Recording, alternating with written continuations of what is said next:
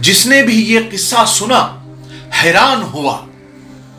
एक चरसी, एक नशीड़ी के ऐसे नसीब और ऐसे तकदीर कैसे अच्छे हो सकते हैं, इतना जबरदस्त कैसे हो सकते हैं, ऐसे उसका क्या अमल था।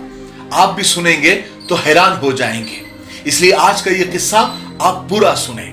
अस्सलाम वालेकुम दोस्तों, कैसे हो? उम्मीद है कि सब खैरियत से होंगे। अल्लाह आप लोगों को ऐसे ही खुश रखे। फकीर मोहम्मद नाम का एक चरसी, एक नशीड़ी, एक मिल में मजदूरी करता था और मिल के मालिक मोहम्मद उमर साहब हर साल कुरा अंदाजी के जरिए यानी चिट्ठियां उठाकर एक मजदूर को कंपनी के खर्च से यानी अपने खर्च से हज पर भेजा करते थे। आज भी वही प्रोग्राम होने जा रहा था। कुरा अंदाजी की गई यानी चिट्ठी उठाई गई और जिस आदमी की चिट्ठी उठी वो तीसरी बार उसका नाम निकला। चिट्ठी निकली तो उस पर फकीर मोहम्मद का नाम था। स्टेज पर से फकीर मोहम्मद का नाम पुकारा गया।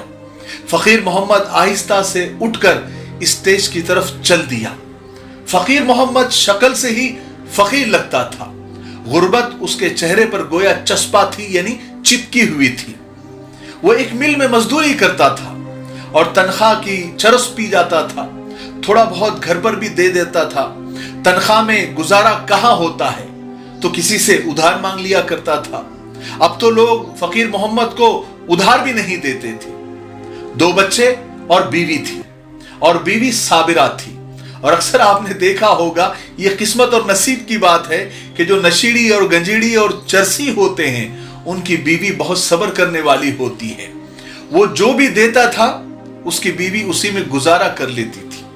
बहरहाल फकीर मोहम्मद का नाम पुकारा गया तो वो स्टेज की तरफ चला तो लोगों में चीमगोइया यानी बातें शुरू हो गई। हर किसी का यही ख्याल था कि 2 बार की तरह फकीर मोहम्मद हज पर जाने से आज भी इनकार कर देगा, क्योंकि पिछले 2 साल हज पर जाने के बजाय फकीर मोहम्मद ने हज के खर्च के पैसे ले लिए थे और हज पर नहीं गया था। इस साल फिर भी तीसरी मर्तबा उसी चरसी का नाम निकला। अब उस चरसी के नसीब में अल्लाह की घर की जियारत कहां, ये लोगों में बातें चलने लगी। सब आपस में बात करने लगे कि ये चरसी अब स्टेज पर जाएगा और जैसे 2 साल से उसने कहा था कि मुझे हज पर नहीं जाना है, मुझे पैसे दे दो, मुझे पैसों की ज्यादा जरूरत है। यही सब बात कर रहे थे कि चरसी और नशेड़ी और गंजड़ी लोगों के नसीब में अल्लाह के घर का दीदार नहीं होता, रसूल पाक सल्लल्लाहु अलैहि वसल्लम के रोजे की हाजिरी नहीं होती। ये लोगों में बातचीत हो रही थी। फकीर मोहम्मद स्टेज पर पहुंच चुका था। मिल के मालिक शेख उमर ने उसे गले लगाकर मुबारकबाद दी और कहा कि भाई फकीर मोहम्मद, अब तो तुम तैयारी कर ही लो। फकीर मोहम्मद ने आहिस्ता से मिल के मालिक मोहम्मद उमर से कहा कि सरकार, मैं हज पर नहीं जाऊंगा, मुझे आप इस बार भी पैसे दे दें।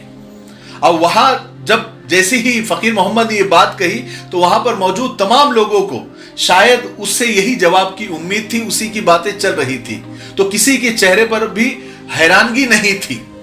मिल के मालिक शेख उमर जरा से मुस्कुराए और बोले कि फकीर मोहम्मद, इस दफा तो हर सूरत में, हर शक्ल में, किसी भी हालत में तुमको हज पर जाना ही होगा। फकीर मोहम्मद, तुमको आज मेरी बात माननी ही होगी। तो वो कहने लगा, जनाब मैं हज पर जाकर क्या करूंगा, आप मुझे पैसे दे दे, मुझे पैसों की जरूरत है। तो मिल के मालिक ने कहा, यानी उमर साहब ने कहा, फकीर मोहम्मद इस बार तुमको हज पर जाना ही होगा। शेख उमर गोया उसे यानी मिल के मालिक उसको भेजने का यानी हज पर भेजने का तहैया और फैसला कर ही चुके थे, मगर फकीर मोहम्मद का बस एक ही जवाब था कि जनाब मैं क्या करूंगा, मैं गुनहगार आदमी हूं, चरसी हूं, नशेड़ी हूं, मेरा अल्लाह के घर पर उस पाक जगह पर मेरा क्या काम है। वैसे भी साहब मुझे पैसों की ज्यादा जरूरत है, आप मुझे पैसे दे दीजिए। मिल के मालिक मोहम्मद उमर ने फकीर मोहम्मद को एक नया ऑफर दिया।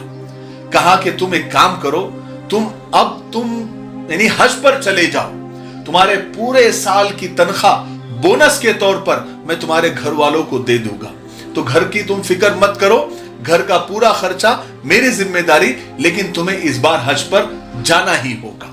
फकीर मोहम्मद को मिल के मालिक उमर साहब का ये जो ऑफर था वो भा गया, उसकी आंखें चमक गई, उसका सारा टेंशन हल्का हो गया।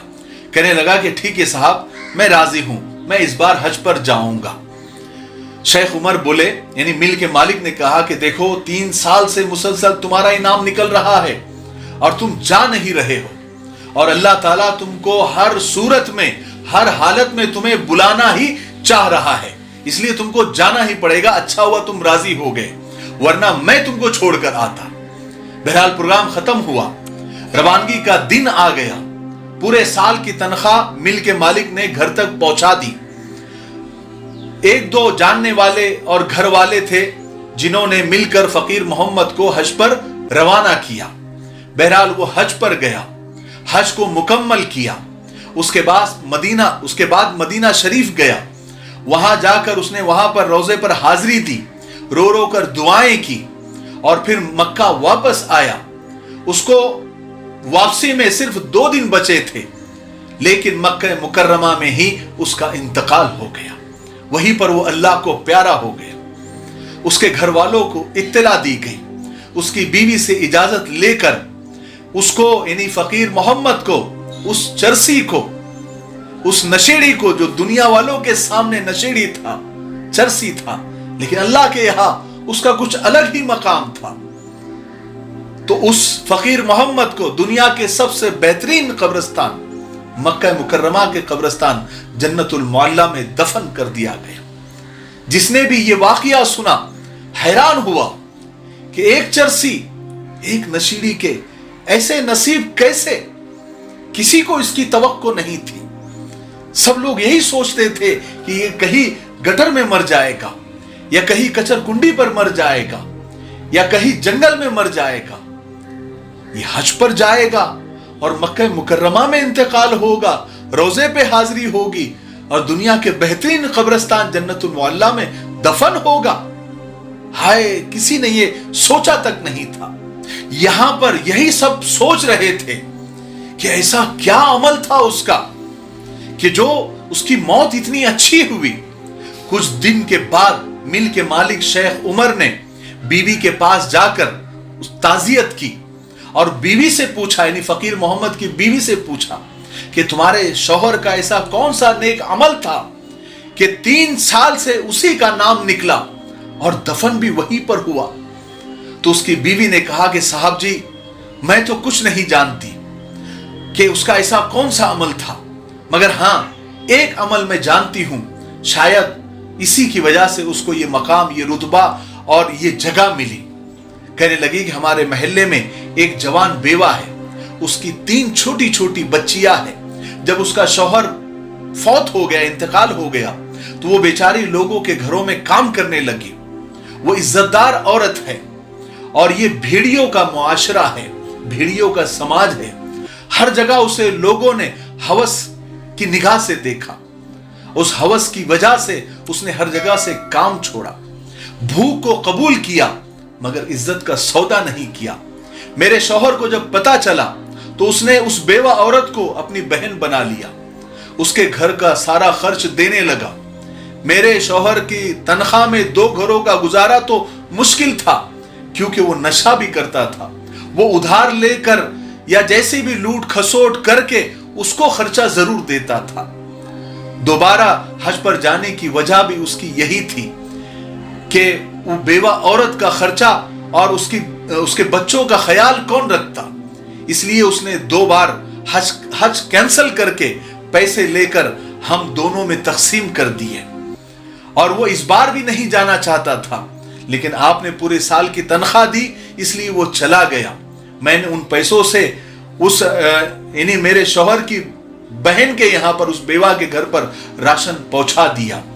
जब वो उसने जाकर देखा कि राशन पहुंच गया है, तब वो मक्का के लिए रवाना हुआ। वो उस बेवा बहन का बहुत ख्याल रखता था, हमारा भी जैसे तैसे ख्याल रखता था, और जैसे तैसे उस बेवा बहन का भी ख्याल रखता था। शायद यही उसका एक अमल था। शेख उमर ने, यानी मिल के मालिक ने, जब ये सुना तो उनके कानों को यकीन नहीं आ रहा था। उनके दिल ने कहा कि काश फकीर मोहम्मद आज उनके सामने होता तो वो उसके माथे को चूमते, उसके हाथों को चूमते। वहां से निकलकर वो उस बेवा औरत के घर गए तो वहां पर रो रो कर बुरा हाल था। लोगों के नजरों में चरसी शराबी एक बेवा की इतनी मदद किया करता था कि वो औरत धाड़े मार मार के रो रही थी। वो कहने लगी कि फकीर मोहम्मद दुनिया वालों के लिए पता नहीं क्या था, चरसी था या फिर शराबी था, नशेड़ी था, लेकिन हमारे लिए वो फरिश्ता था। कहने लगी वो मुझे हमेशा कहता था कि बहन मेरे लिए दुआ कर दिया करो बस, और मैं उसके लिए एक ही दुआ करती थी कि अल्लाह मेरे भाई को ईमान पर मौत देना। यतीमों के सर पर हाथ रखने से जितने बाल हाथ के नीचे आते हैं अल्लाह उतने गुनाह माफ कर देते हैं और उतनी नेकियां लिख देते हैं और उतने ही दर्जात बुलंद हो जाते हैं। हालांकि दुनिया वालों के नजरों में वो जलील, दुनिया वालों के नजरों में वो नशा करने वाला, कोई उसको पूछता नहीं था, लेकिन अल्लाह की नजर में उसका देखिए क्या मकाम था। वो घर में बिस्तर पर एलिया रगड़ रगड़ के नहीं मरा, आम कब्रिस्तान में दफन नहीं हुआ, बल्कि दफन हुआ दुनिया के बेहतरीन कब्रिस्तान जन्नतुल मुअल्ला में। इसलिए कभी भी किसी की जाहिरी हालत पर कभी नहीं जाना, और उसकी जाहिरी हालत देखकर, किसी की भी जाहिरी हालत देखकर और लिबास देखकर और उसका चेहरा मोहरा देखकर उसके आमाल की जांच मत करना। किसी के बारे में बदगुमान नहीं होना। आपको नहीं पता कि वो शख्स अल्लाह की नजर में उसका मकाम क्या है, या वो छुपके छुपके कौन सी ऐसी नेकी कर रहा है। इसलिए कहते हैं ना कि हुस्न जन भी नेकी है, यानी किसी के बारे में अच्छा गुमान करना, इस पर भी अल्लाह नेकियां देते हैं। और किसी के मामले में और किसी के बारे में बदजनी करना, चलते चलते हम किसी को देख लेते हैं और एक ख्याल बना लेते हैं कि अरे ये तो ऐसी है, ये तो शराबी है, ये तो कबाबी है, वो तो ऐसी है, वो तो वैसी है।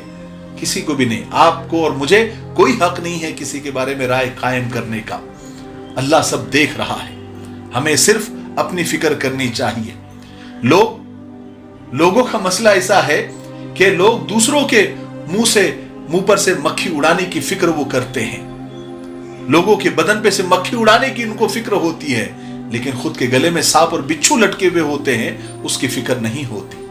अल्लाह ताला हमें सही समझ अता फरमाए और हम सबको ईमान पर मौत अता फरमाए, और किसी के बारे में बदजन और बदगुमान होने से अल्लाह ताला हम सबकी हिफाजत फरमाए। मुझे उम्मीद है कि आज का किस्सा बहुत ही सबक आमोज आपको लगा होगा, इसलिए आगे शेयर जरूर करें।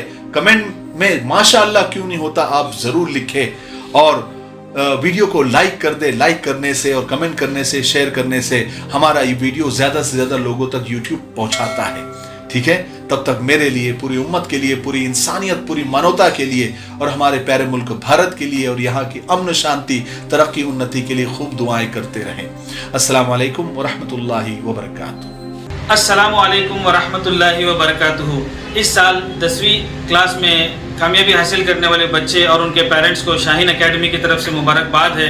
जो बच्चे साइंस के ज़रिए आगे प्रोफेशनल कोर्सेज करना चाहते हैं, जैसे इंजीनियरिंग या मेडिकल, उनके लिए 12th के बाद CET कंपलसरी है, और CET की पढ़ाई 2 साल अगर की जाती है तो आसान होता है। शाहीन एकेडमी में इसका इंतज़ाम है। 11th 12th साइंस के साथ में CET और नीट की पढ़ाई होती है, और बेहतरीन अंदाज में, साफ़ सुथरे माहौल में और मुनासिब फ़ीस में होती है। हमारे 2 ब्रांचेस पुणे में हैं। नंबर आपको स्क्रीन पर दिख रहा है, हमसे रब्ता करें।